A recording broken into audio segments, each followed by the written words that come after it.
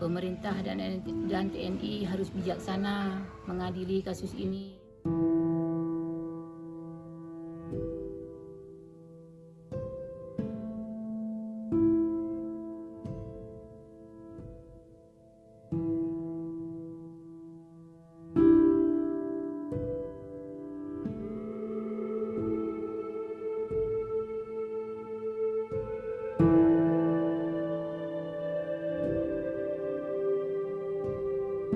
Harapan kita dari keluarga, kayak mana ya kita bilang, memohon keadilan,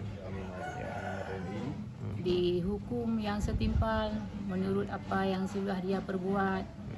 Pemerintah dan TNI harus bijaksana mengadili kasus ini yang semaksimal mungkin, yang seadil-adil mungkin.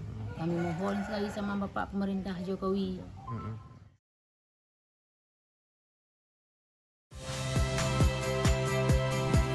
Saya Harjuno Pramendito. Saksikan program-program Kompas TV melalui siaran digital, pay TV, dan media streaming lainnya. Kompas TV, independen, terpercaya.